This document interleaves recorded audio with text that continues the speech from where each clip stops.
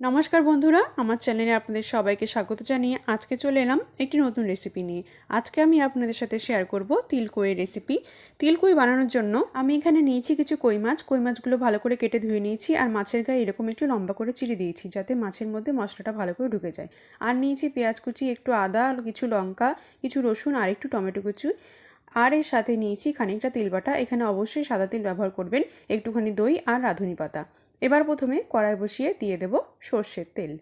তেল গরম হয়ে গেলে এর মধ্যে যে পেঁয়াজ কুচি, টমেটো, আদা, রসুন, লঙ্কা নিয়েছি সেগুলো দিয়ে দেব। সব কিছু ভালো করে ভেজে নিতে হবে। পেঁয়াজ, টমেটো সব কিছু যাতে ভালো করে নরম হয়ে যায়। 5 মিনিটের মতো সময় নিয়ে এগুলো ভেজে নিতে হবে। দেখুন সব কিছু ভাজা হয়ে গেছে। এগুলো এবার আমি উঠিয়ে ঠান্ডা হওয়ার জন্য রেখে দেব। ঠান্ডা হয়ে গেলে একটি পেস্ট বানিয়ে নেব। এবার কড়াইয়ে আবার দিয়ে দেব তেল। এবার আমি কই মাছগুলো লবণ হলুদ মাখিয়ে ভেজে নেব। কই মাছ খেতে তো ভালো লাগে, কিন্তু কই মাছ কাটতে ভীষণ কষ্ট। কই মাছে এত কাটা যে কাটতে সত্যি ভীষণ কষ্ট হয়।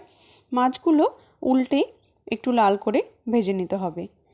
দেখুন আমি মাছগুলো ভেজে নিচ্ছি। আমার মাছগুলো ভাজা হয়ে গেছে। এবার আমি এগুলোকে তুলে নেব।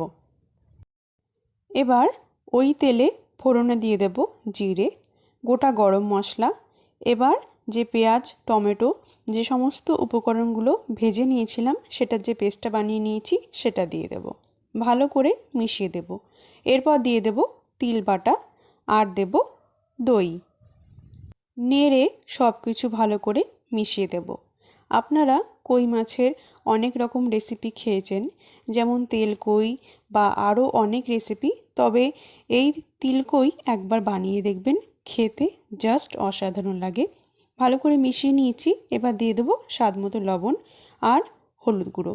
আবারও ভালো করে সব কিছু মিশিয়ে দেব। মশলাটিকে কষিয়ে নিতে হবে।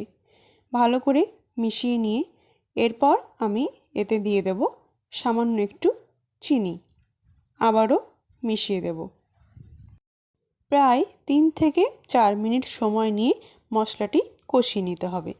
দেখুন মশলাটি ভালো করে কষানো হয়ে গেছে। আবার একটু ভালো করে নেড়ে নেব। এরপর এতে দিয়ে দেব আমি সামান্য একটুখানি জল। ভালো করে মিশিয়ে দেব। বেশি জল দেব না, কারণ এই রেসিপিটা একটু শুকনো শুকনো হবে। জাস্ট সামান্য পরিমাণ গ্রেভি থাকবে। বেশিক্ষণ ফোটানোর দরকার নেই, কারণ মশলা ভালো করে কষানো আছে। ভালো করে একটু নেড়ে নেব। এরপর আমি এর মধ্যে দিয়ে দেব ভেজে রাখা কই মাছ।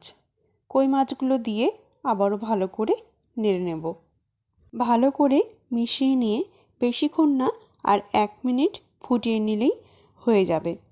দেখুন হয়ে গেছে। ভালো করে একটু নেড়ে নেব। এরপর আমি দিয়ে দেব এতে রাঁধুনি পাতা। ওপর দিয়ে ভালো করে রাঁধুনি পাতা ছড়িয়ে দেব। আর দিয়ে দেব একটুখানি তিল। তিলটা এখানে শুকনো কড়াইয়ে হালকা করে একটু ভেজে নেবেন। ওপর দিয়ে অবশ্যই রাঁধুনি পাতা আর তিল দেবেন। তৈরি হয়ে গেছে তিলকইয়ের রেসিপি।